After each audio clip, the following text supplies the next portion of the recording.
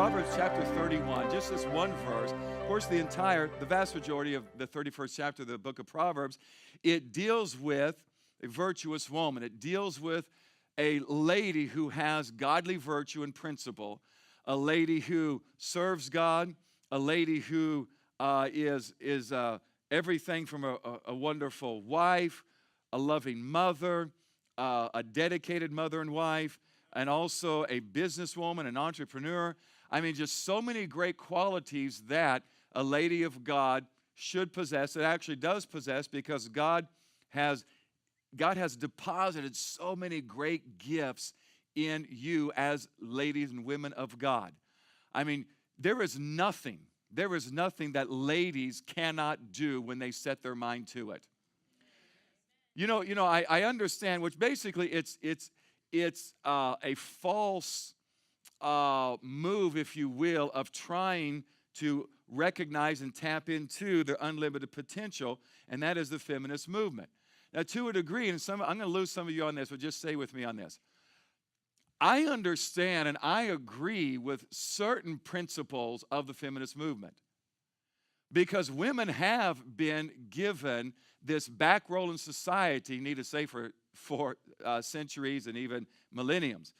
And then there seems to be this derision toward women in our society from men, not all men by any means, not godly men, not loving men, not considerate men by any means, but many men still look down upon women.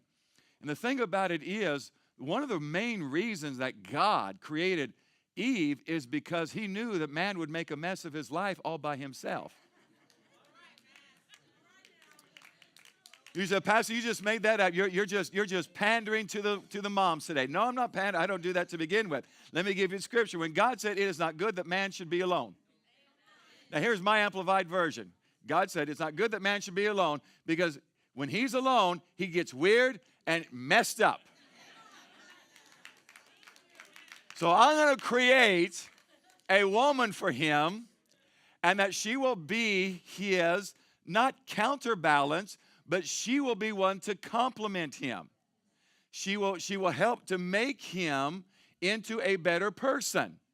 And he, in turn, of course, has this relational responsibility and duty that he, in turn, because relationships have to be reciprocal, correct? That he, in turn, is going to do his part to nurture and of course, help her in any way that he possibly can, for her to become the person that she can be. Because husbands and wives are not in competition with each other. They are to complement each other. Amen? And so that's what's wrong with the feminist movement, is they got this competition thing going on when they need to realize that that's not God's plan. God's plan is realizing that, look, I have innate giftings. I am fearfully and wonderfully made. I have a sound mind. We've been saying a lot about that lately, haven't we? I can do all things through Christ who strengthens me. And God places no limitations on ladies. And that's why he has given this wonderful, even though our society, some people still haven't figured this one out, is that the only one who can bring a child into this world are ladies. I mean, here's the litmus test. If you don't have a womb, you're not a woman.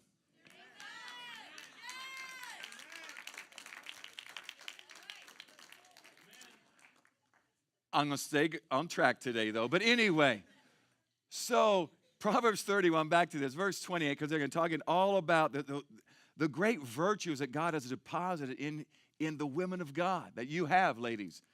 And then he says this about them, is that her children rise up and call her blessed. That her children take time out to bless their mother, to thank their mother for bringing them into this world, to thank their mother for being the stalwart that she has been and always will be, to thank their mother for being patient and kind, and moms, if you need to repent, you can do that later, and because hey, every mama has their day, right? Like every daddy has their day, you know. We all have a threshold, but anyway, so moms, grace to all the mothers here today. All the moms say grace, okay? But anyway, but children rise up, should rise up, and especially on this day, throughout the year though, but especially on this day, is that children should spend that time they can with their mother and thank them for who God blessed them with to choose. Do you realize that? Do you realize that? Is that God chose that lady, that anointed and appointed lady who is your mother, to bring you into this world. God chose, so you as children whose mother is still alive, you need to, if you haven't already, you need to call her, no text. Call her. If you cannot be with her physically, bare minimum, call her and thank her that God chose her to bring you into this world. You may say, oh, my mom was kind of hard on me. Well, thank God. If she weren't, where in the world would you be right now? But anyway, but her children rise up and call her blessed. Her children realize that this is a phenomenal lady, a phenomenal woman, that God sovereignly chose her to bring me into this world. They realize, and especially, it seems like this, when probably up until those preteen years, children realize that, man, the world revolves around mom. It's a startling realization when a child finally comes to the understanding that her name isn't Mama. She actually has a first name. Because Mama is their life source.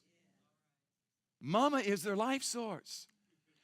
But it seems like from the preteen through the teen years, I'm sure none of your children ever experienced anything like this, but those preteen years through the teen years, that when they become know-it-alls, they for some reason, I've seen, not personally, I'm sure you never have too, but I've seen some children out there who don't honor their mom as much as they should. And then it kind of comes full circle. Then when they start getting a little older, especially when they have children of their own, they start realizing that, Mama, you're phenomenal. You are incredible. And especially when they start having children of their own. Mama, how'd you do that? How did you raise us? The way you did, with the grace and the patience and the skill that you had.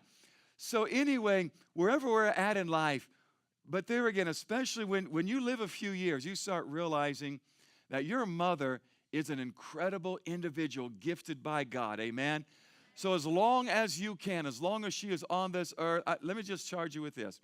Make sure you're always, always rising up and calling her blessed. Amen? Don't wait before it's too late to do that. Amen? Which my mother passed away several years ago now, a little over 10 years ago. And even though throughout my life, I honored her, I respected her, loved her, had a wonderful relationship with her, and, sent flowers. She'd always say that, hey, listen, you're going to send me flowers, make sure you do it while I'm alive. I can't see them from my grave. And she loved flowers. I knew her favorite flowers. I'd send her, of course, a birthday, Mother's Day, and just even during times of the year, and she always enjoyed that. So I had a great relationship and all that. And at the same time, though, when she passed away, I still had regret. I still thought, I could have said more. I could have sent more cards. I could have, above and beyond her birthday and above and beyond Mother's Day and above and beyond Thanksgiving and Christmas, above and beyond that, just the impromptu, just out of the clear blue, the call or the card or the letter, anything like that. So I battled with that regret for some time, and finally had to come to the realization is that, if we're not careful, we can take each other for granted. Be it our mothers, our fathers, and of course, our children, whoever it is. So make sure you don't have any, even the slightest degree of regret. Make sure that when you have an opportunity, bless your mother. Spend time with her. I'm going to tell you something. If I could travel back in time, I would. Every day. And I'd give anything sometimes to have one more conversation with my mother. I'd give anything to go back in time and spend time with her. And there again, I did a lot of that. So at the same time, your mother is alive. Make sure that you continually rise up and call her blessed and spend all the time you can with her. Amen? 3 things real quick about mothers. First and foremost, mothers have influence. You as a mother have so much influence, it's greater than you can realize, because your influence transcends generations. Your influence transcends generations. Let me ask you this question. I'll even ask you to raise your hand. How many of you had a mother who was a Christian, served God? Excellent. Look at that. So the vast majority of you raised your hand. Your mother was a Christian who had a great influence in your life. One of the main reasons why you are serving God today is because of your motherly influence. And aren't you thankful for that? 2 Timothy chapter 1, verse 5, it says this. And Paul, keep it in mind, he knows his time is at hand. The latter portion of that epistle, he even says, for my departure is at hand. And he lets Timothy know that, listen, if you're going to come see me, because he was under house arrest, he was awaiting this mock trial, which he knew that it was all a sham, and that he was going to be executed regardless of any outcome of a given trial. So while he's waiting the inevitable, he wrote the second epistle to Timothy. And he starts by saying, greeting him and all that. And he gets into verse 5, and he says, man, I'm going to paraphrase some of this, even though I could quote a King James Version, because I love the heart of this. He said, man, I really would like to see you. And he said, every time I think of you, I think of the genuine faith that is within you. Timothy, I think of the sincere faith, the genuine faith, the legitimate faith that resides within you. And every time I think of you, I'm reminded that you are the real deal. And it's refreshing, Timothy, to see that deposit of faith. But, Timothy, I realize that it was because it first dwelt in your grandmother. Because, Timothy, the reason why you had that genuine, sincere, life-changing faith is because first it was found in your grandmother Lois. And then also, Timothy, I want you to connect these dots. And then it was found in your mother Eunice. And now also it's in you. So Timothy is being reminded by this sage of an apostle by the name of Paul and saying, Timothy, the reason why you are at where you are, yes, by the grace of God and the sovereignty of God and the gift of God on your life, and yes, God used me a little bit to help you get you on the right track to a degree. But if it weren't for your mama and your grandmama, you wouldn't have the foundation that you have in your life. I think for that alone, we need to give all the mothers a round of applause, that mothers have great influence. Mothers always want the best for their children. I mean, this is a given characteristic of mothers. They always want the best for their children. You remember this? The mother of James and John approaches Jesus at one time because she started to realize, because mothers are perceptive. Many times, ladies are more, now, Dad, listen, Father's Day's coming up in a month. But just give me some grace here, okay? But this is true. As a whole, women could have more spiritual perception, and perception as a whole more than men. My notes say that the ladies will be clapping and saying, we love you, Pastor. It's about time you said that. My notes say that you'd be doing that right now. Don't see that.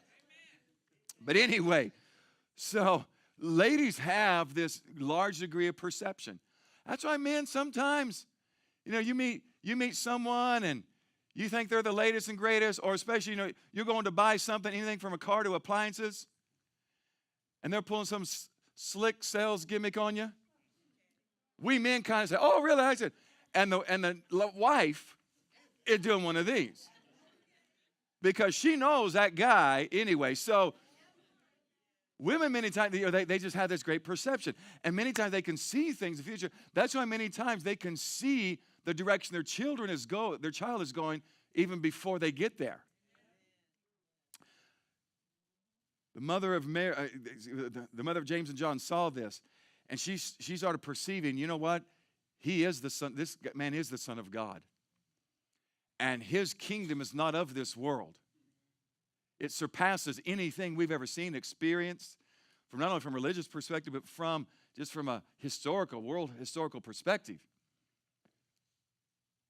This man is the Son of the living God. She approaches him one time at the height of the ministry of Christ, and she said, Lord, I have a petition of you.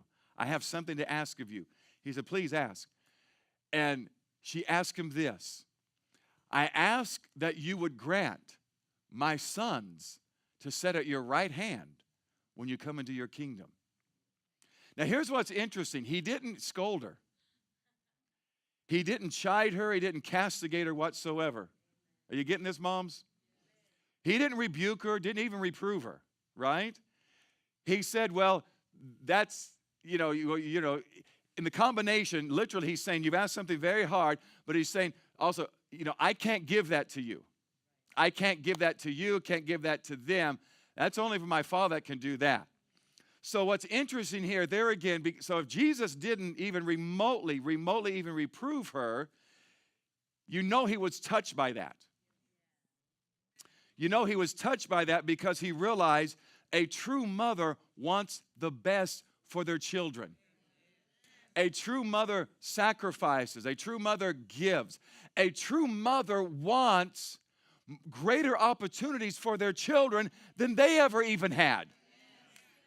That's a true mother. Mothers, let me leave you with this. Mothers leave a legacy. Now, I kind of touched on that earlier, but I said that earlier to set this up in conclusion, is that everyone who raised their hands earlier, you're living proof that your mother has left a legacy. I'm living proof that my mother left a legacy, and also going all the way back to my great paternal grandmother, she left a legacy. Mothers, you leave a legacy to the point that the future generations to come are going to be touched because of you. Your fruit is going to be so much greater than you realize when you stand before Christ on the day of judgment.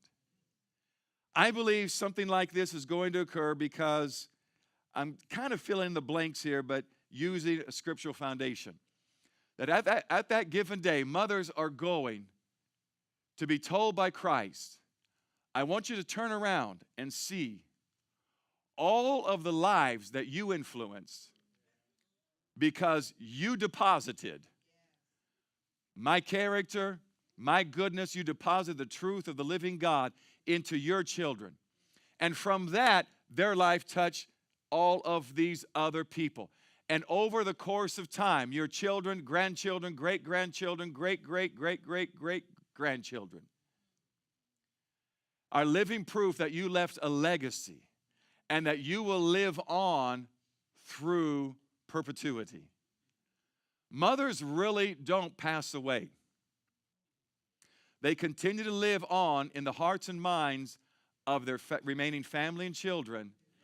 And then even when those children and grandchildren pass away, the grandmothers still don't. I mean, come on, 100 years later, I'm still recognizing that my great-grandmother left a legacy. And moms, you're doing that too, in Jesus' name. Amen. Amen. For more information about our teaching resources, visit our website at ciclive.com.